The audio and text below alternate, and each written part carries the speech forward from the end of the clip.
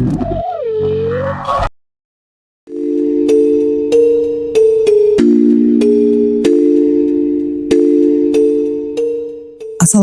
warahmatullahi wabarakatuh. Selamat datang di cerita dari mereka. Di balik tenangnya sebuah desa, selalu ada kisah yang tidak pernah berani diceritakan saat matahari masih bersinar. Konon, setiap tengah malam, ada sesosok pocong yang tidak menetap di satu tempat. Ia tidak menjaga kuburan. Ia tidak menghuni rumah kosong. Ia berkeliling. Dari ujung desa menuju persawahan, melewati pos ronda, melintas di depan rumah-rumah warga. Dan siapapun yang tanpa sengaja melihatnya, akan didatangi kembali pada malam berikutnya. Matikan lampu, gunakan headset. Inilah Pocong Keliling.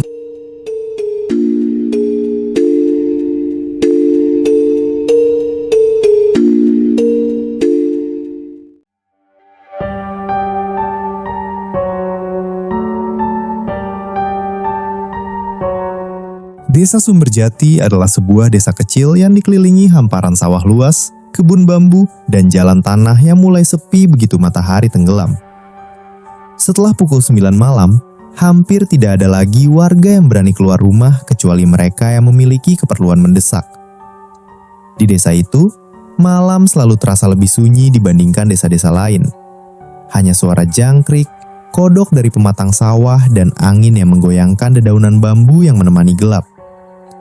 Namun, ada satu kelompok yang tetap berjaga setiap malam, para peronda kampung.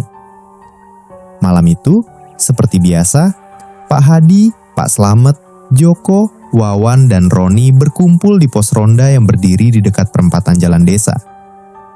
Sebuah lampu bohlam kuning menggantung redup di langit-langit pos, sementara teko kopi hitam mengepulkan uap hangat di atas meja kayu yang sudah mulai lapuk. Katanya semalam Pak Darno lihat pocong di jalan sawah, ujar Wawan sambil menyeruput kopi.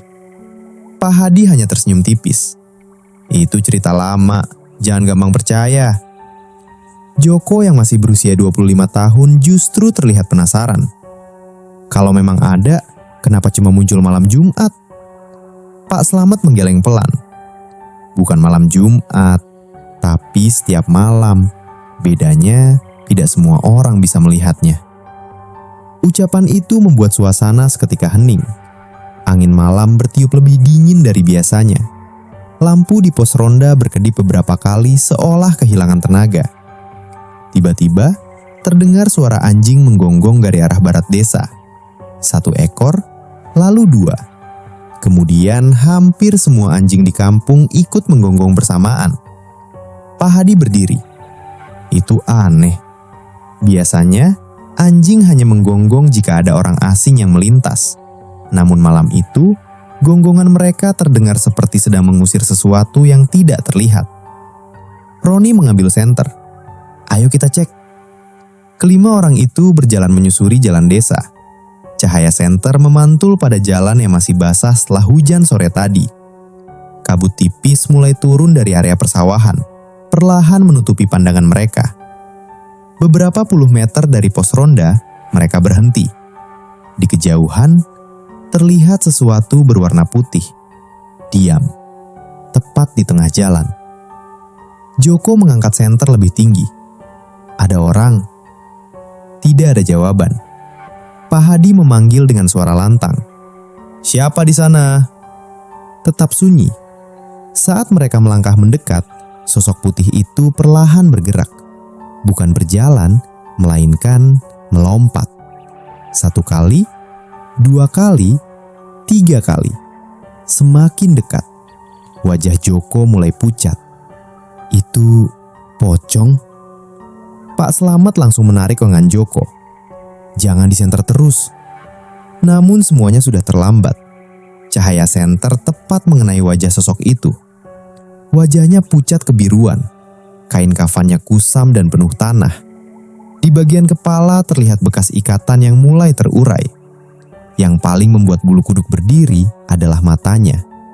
Terbuka lebar, hitam pekat tanpa berkedip. Sosok itu berhenti melompat. Ia hanya berdiri memandangi mereka dari kejauhan. tidak bergerak sedikit pun.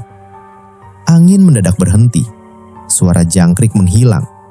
Seluruh desa mendadak sunyi, seolah semua makhluk hidup menahan napas. Lalu terdengar suara lirih. Ikut. Suaranya pelan, serak, seperti berasal dari dalam tanah. Joko mundur selangkah. Apa kalian dengar? Semua mengangguk. Suara itu kembali terdengar. Ikut. Pak Hadi berteriak, "Lari!" Mereka berbalik dan berlari menuju pos ronda tanpa berani menoleh ke belakang. Napas mereka memburu, sandal menghantam jalan tanah yang licin, sementara suara lompatan berat terdengar mengikuti dari belakang. Duk, duk, duk. Suara itu semakin cepat, seolah sosok berbalut kain kafan itu sedang mengejar mereka. Begitu tiba di pos ronda, mereka langsung menutup pintu dan mengunci rapat.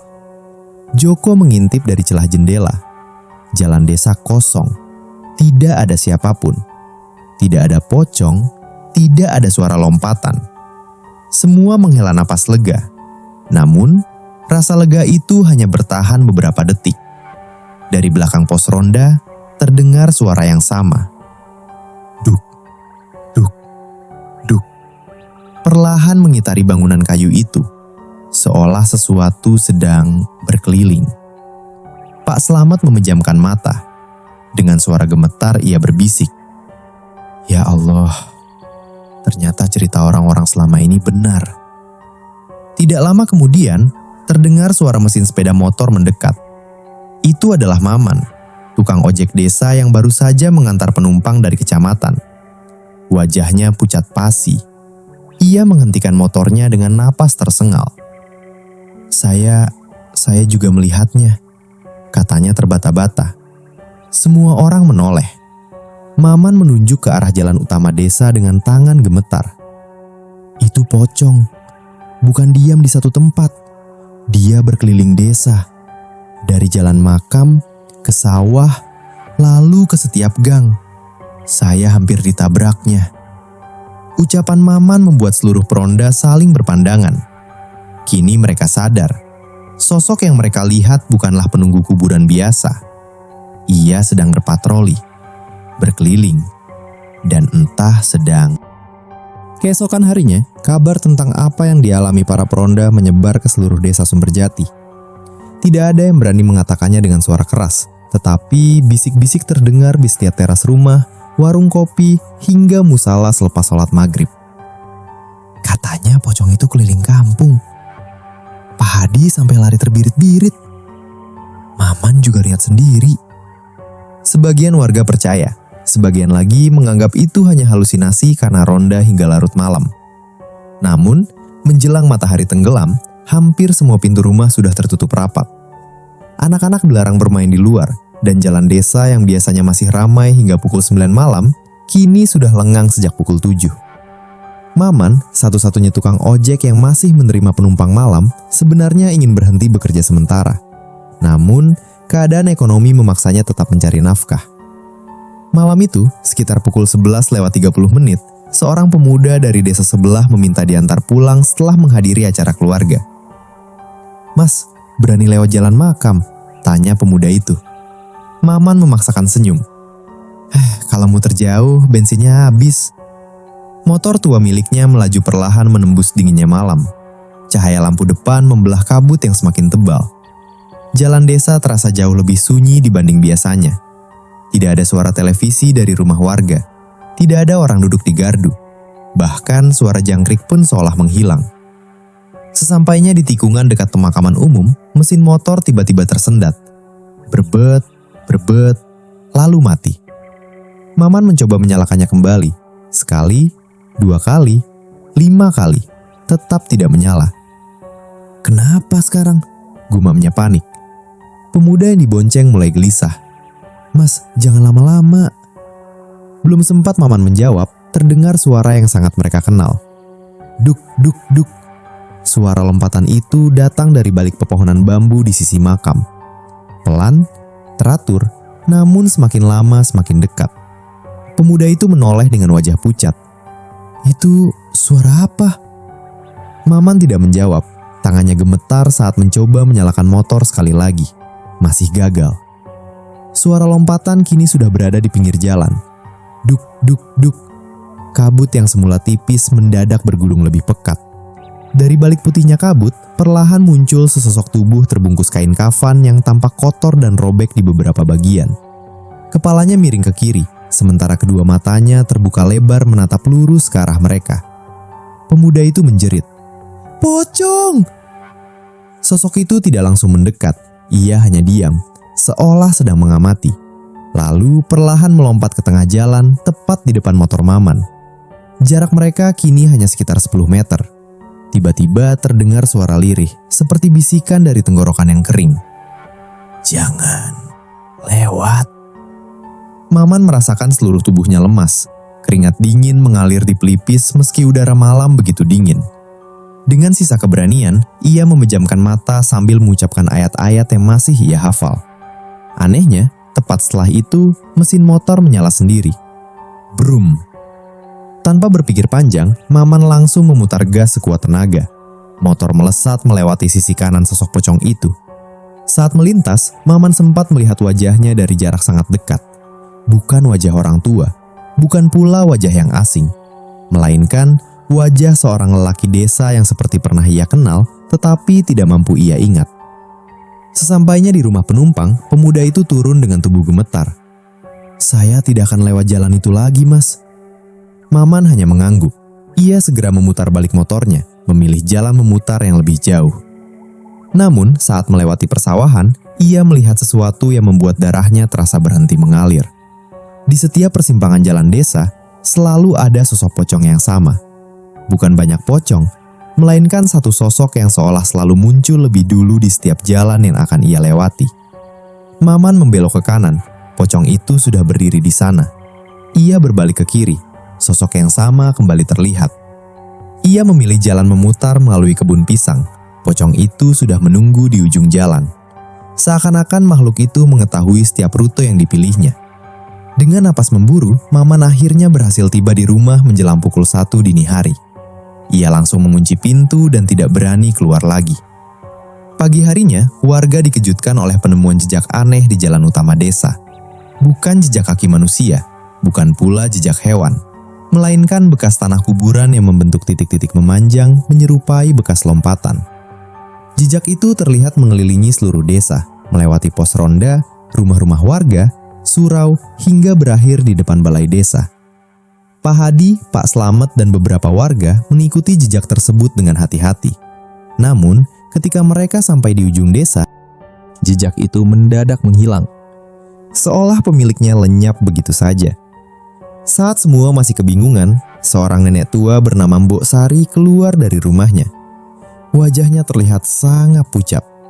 Dengan suara lirih, ia berkata, "Kalian terlambat menyadarinya." Semua menoleh. Mbok Sari menatap jalan desa yang kosong. "Itu bukan pocong biasa. Ia sudah berkeliling desa ini sejak puluhan tahun yang lalu. Tapi setiap kali kembali muncul, selalu akan ada warga yang ikut menghilang." Ucapan Mbok Sari membuat suasana di balai desa mendadak sunyi. Tidak ada seorang pun yang berani menyela. Wajah para warga yang sejak tadi penasaran kini berubah tegang. Bahkan Pak Hadi, yang selama ini selalu menganggap cerita-cerita gaib hanya sekedar mitos, mulai kehilangan keyakinannya. Mbok Sari menghela napas panjang. Pandangannya menerawang ke arah jalan desa yang memanjang hingga ke area persawahan. "Dulu, waktu saya masih gadis," katanya pelan, "desa ini pernah mengalami kejadian yang hampir sama. Semua warga mendekat, tapi tidak banyak yang selamat untuk menceritakannya." Menurut Mbok Sari, sekitar 40 tahun lalu, hiduplah seorang lelaki bernama Kasan. Ia dikenal sebagai pengembara yang sering berpindah-pindah desa. Suatu malam, Kasan ditemukan meninggal secara misterius di pinggir jalan menuju pemakaman. Tidak ada luka di tubuhnya, tidak ada keluarga yang datang mengakuinya. Karena iba, warga mengurus jenazahnya dan menguburkannya secara sederhana. Namun, karena hujan deras dan kondisi malam yang sangat gelap, prosesi pemakaman dilakukan dengan terburu-buru.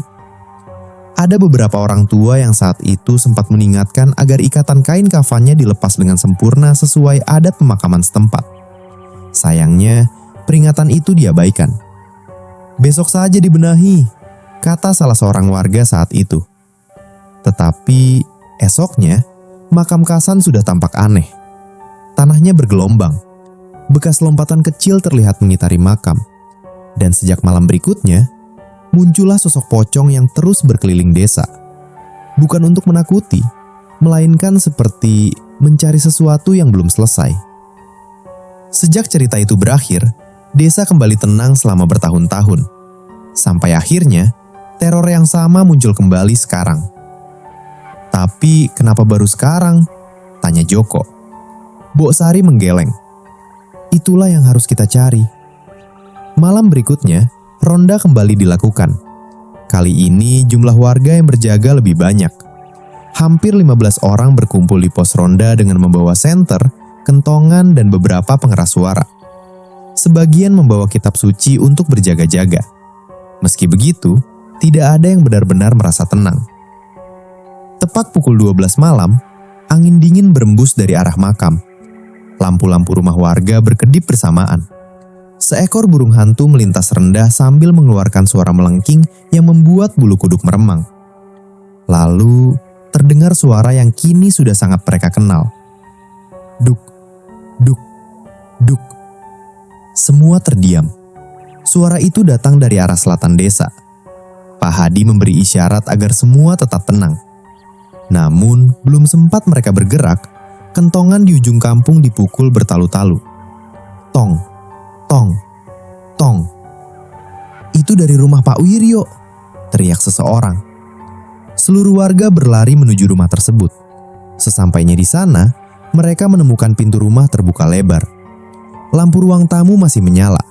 Kursi terguling, gelas pecah berserakan di lantai. Namun, Pak Wiryo tidak ada. Istrinya menangis histeris. "Tadi dia keluar karena mendengar ada yang mengetuk pintu. Katanya ada orang meminta tolong. Baru beberapa menit, suami saya hilang."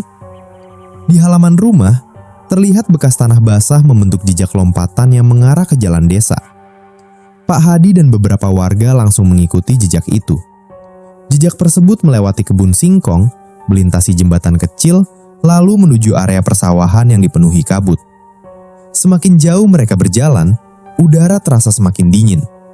Senter yang mereka bawa mulai meredup satu persatu. Bahkan baterai yang baru dipasang mendadak habis. "Aneh sekali," gumam Wawan. Saat hanya tersisa satu senter yang masih menyala, cahaya itu menyorot sebuah orang-orangan sawah. Namun, orang-orangan sawah itu perlahan bergerak, bukan tertiup angin, melainkan memutar kepalanya ke arah mereka. Semua spontan mundur. Lalu dari belakang orang-orangan sawah itu, muncul sosok pocong yang sama. Diam, menatap mereka. Tetapi kali ini ada yang berbeda. Di belakang pocong itu berdiri Pak Wiryo.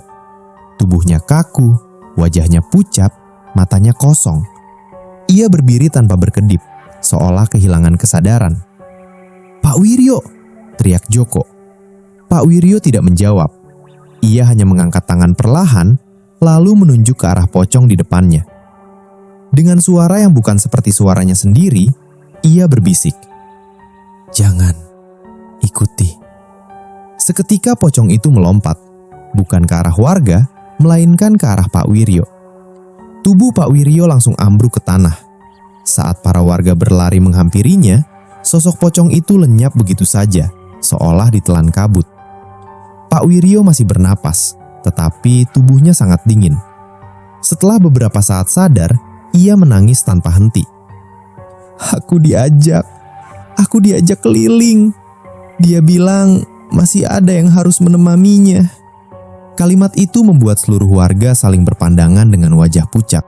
Sebelum sempat bertanya lebih jauh, terdengar suara lompatan kembali menggema dari arah belakang mereka. Duk, duk, duk.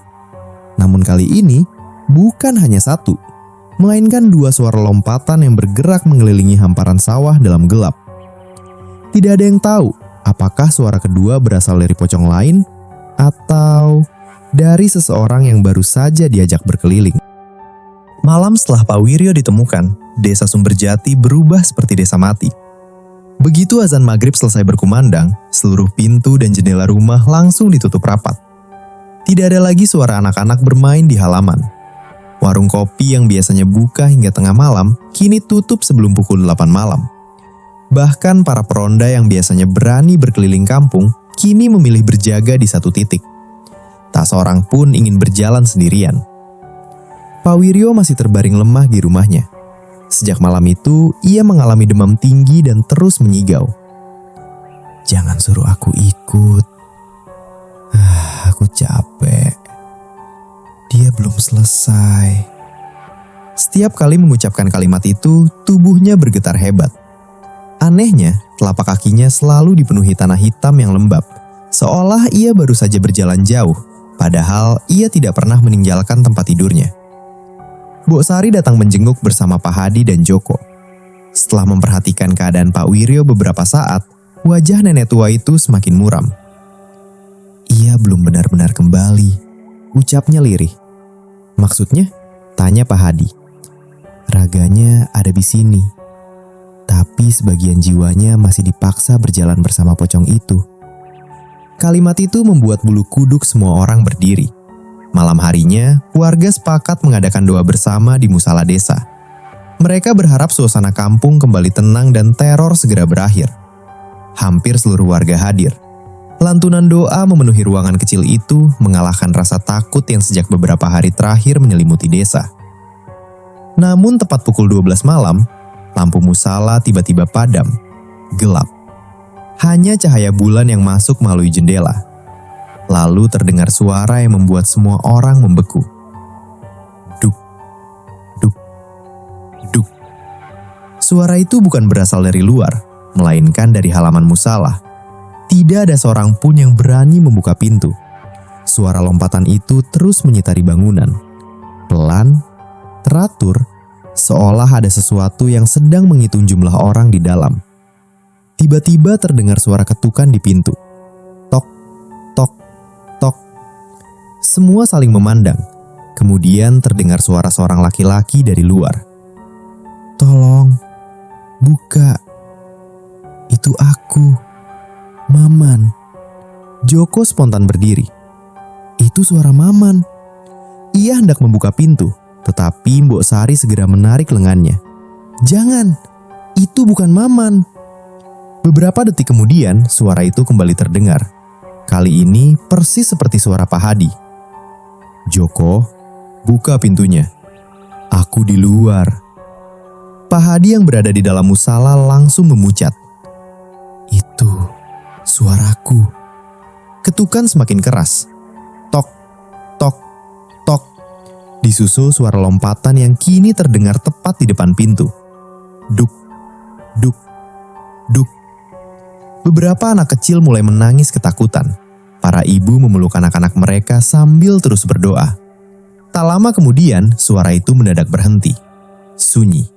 Sangat sunyi. Pak Hadi memberanikan diri membuka sedikit jendela musala. Di halaman, tidak ada siapa-siapa. Namun tanah di depan pintu dipenuhi bekas lompatan yang membentuk lingkaran mengelilingi bangunan. Seolah sesuatu telah memastikan tidak ada seorang pun yang keluar malam itu. Keesokan paginya, kabar buruk kembali datang. Maman, tukang ojek desa, menghilang. Motor tuanya ditemukan di pinggir jalan menuju pemakaman. Mesin motor masih hangat, lampunya masih menyala, tetapi Maman tidak ada dimanapun. Yang ditemukan hanya helmnya, tergeletak di atas tanah yang dipenuhi bekas lumpur hitam. Pak Hadi mengumpulkan para warga untuk melakukan pencarian. Mereka menyusuri jalan makam, kebun bambu, hingga area persawahan. Di dekat sebuah pohon beringin tua yang sudah berusia ratusan tahun, mereka menemukan sesuatu yang membuat semua orang bergidik. Di batang pohon itu, terdapat bekas lilitan kain kafan yang masih basah oleh tanah kuburan. Di bawahnya, ada jejak lompatan yang mengarah ke sebuah gubuk tua yang sudah lama kosong. Dengan penuh kewaspadaan, Pak Hadi, Joko, Wawan, dan beberapa warga masuk ke dalam gubuk. Di dalamnya hanya ada sebuah tikar usang, kendi pecah, dan bau tanah basah yang menusuk hidung. Namun di salah satu sudut ruangan, mereka menemukan Maman. Ia duduk bersila membelakangi pintu. Tubuhnya kaku, kepalanya menunduk. "Maman," panggil Joko perlahan. Tidak ada jawaban. Pak Hadi menyentuh bahunya. Perlahan, Maman membalikkan tubuhnya. Matanya terbuka lebar, tatapannya kosong, bibirnya bergerak pelan. Dengan suara serak yang bukan seperti suaranya sendiri, ia berkata, "Dia tidak ingin sendirian. Dia akan terus berkeliling, sampai orang yang membuatnya tidak tenang ikut bersamanya."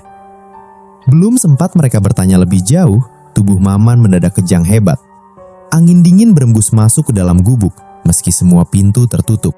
Lalu terdengar suara lompatan dari atas atap. Duk, duk, duk.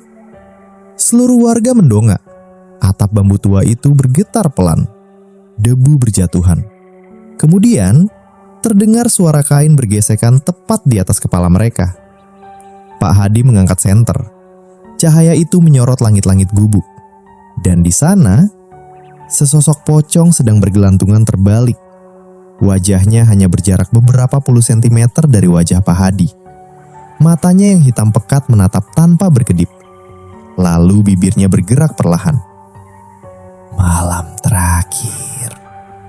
Seketika lampu senter padam. Gubuk itu tenggelam dalam kegelapan. Dan jeritan para warga memecah sunyi desa Sumberjati.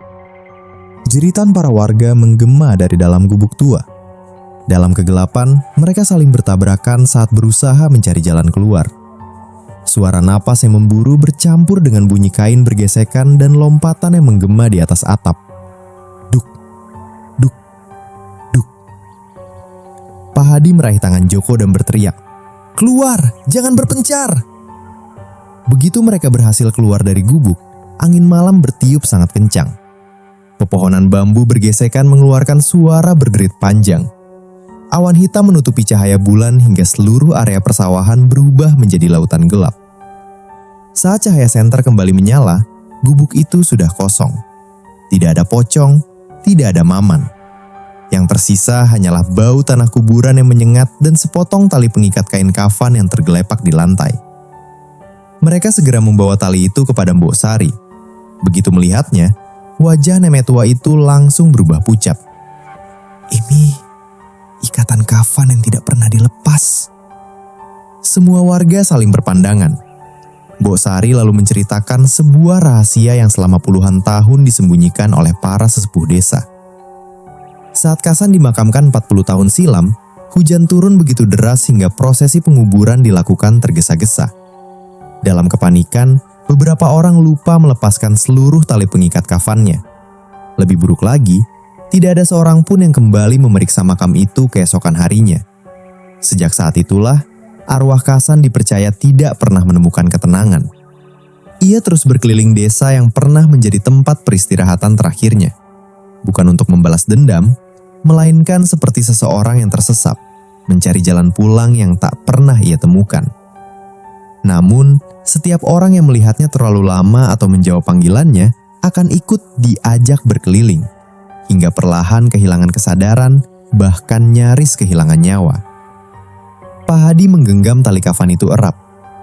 Lalu, bagaimana menghentikannya? Mbok Sari menatap ke arah makam tua di ujung desa. Kita harus mengembalikan apa yang seharusnya diselesaikan sejak dulu. Menjelang tengah malam, hampir seluruh warga desa Sumberjati berkumpul di pemakaman. Tidak ada suara percakapan, hanya lantunan doa yang mengalun pelan di antara hembusan angin malam. Pak Hadi, Joko, Maman yang kini mulai sadar, Pak Slamet, serta beberapa tokoh agama berdiri mengelilingi makam yang diyakini sebagai tempat Kasan dimakamkan. Tanah makam itu tampak berbeda, retak, lembab, dan dipenuhi bekas lompatan yang mengelilinginya. Tepat ketika jam menunjukkan pukul 12 malam, kabut turun begitu cepat hingga menutupi seluruh area pemakaman. Suara lompatan kembali terdengar. Duk, duk, duk. Kini jauh lebih dekat. Perlahan dari balik kabut muncul sosok pocong itu. Kain kafannya lusuh, penuh tanah. Ikatan di kepala dan kakinya masih terlihat erat. Ia berhenti tepat di depan makamnya sendiri. Tidak melompat lagi, hanya berdiri memandangi warga. Tak ada yang berani bergerak. Dengan tangan gemetar, Pak Hadi meletakkan tali kafan yang ditemukan di gubuk tua di atas pusara sambil terus melantunkan doa bersama warga lainnya. Angin yang semula bertiup kencang mendadak berhenti. Kabut perlahan berputar mengelilingi makam. Sosok pocong itu menundukkan kepala. Untuk pertama kalinya sejak teror dimulai, matanya perlahan terpejam. Sesaat kemudian, terdengar suara lirih yang hampir tak terdengar. "Terima kasih." Tubuh pocong itu mulai memudar sedikit demi sedikit, seperti tersapu embusan angin malam. Lalu, hilang. Bersamaan dengan itu, suara jangkrik kembali terdengar. Burung-burung malam mulai berkicau dari kejauhan. Udara dingin yang selama berhari-hari menyelimuti desa perlahan menghangat. Sejak malam itu, tidak ada lagi suara lompatan yang mengelilingi desa Sumberjati. Maman pulih sepenuhnya. Pak Wiryo tidak pernah lagi mengigau. Warga kembali berani ronda hingga larut malam. Namun, ketenangan itu tidak berlangsung selamanya. Beberapa bulan kemudian, seorang pengemudi truk yang melintas di jalan luar desa berhenti di sebuah warung untuk beristirahat. Ia bertanya kepada pemilik warung, "Pak, kenapa jalan desa itu sepi sekali kalau malam?" Pemilik warung hanya tersenyum tipis. "Dulu memang ada cerita menyeramkan. Katanya sudah selesai." Pengemudi itu mengangguk lalu melanjutkan perjalanan. Saat melintasi jalan yang membelah persawahan, ia melihat sesuatu berdiri di bawah pohon bambu. Sesosok pocong. Diam, tidak bergerak. Ia mengira hanya kain putih yang tersangkut di batang pohon.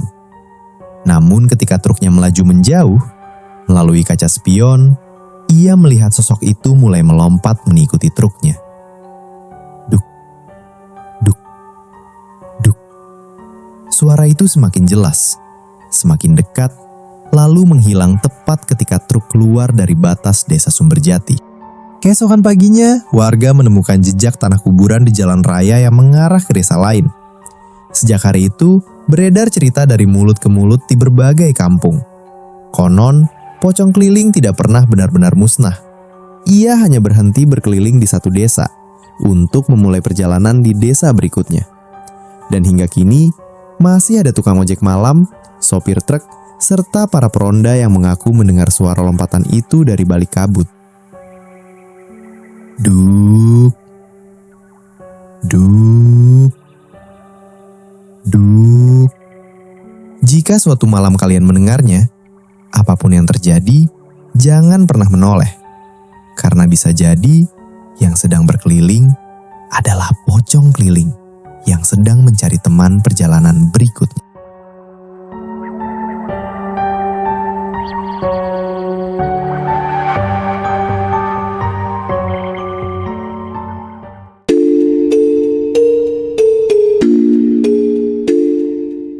Begitulah kisah pocong keliling.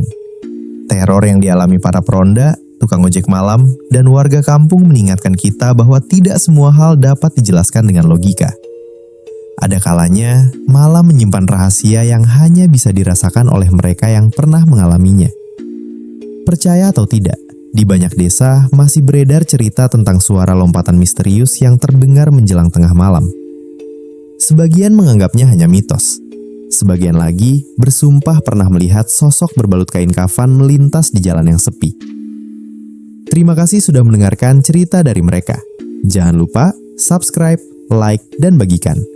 Karena semakin banyak yang mendengar, semakin banyak yang tahu bahwa mereka benar-benar ada. Sampai jumpa di cerita berikutnya. Wassalamualaikum warahmatullahi wabarakatuh.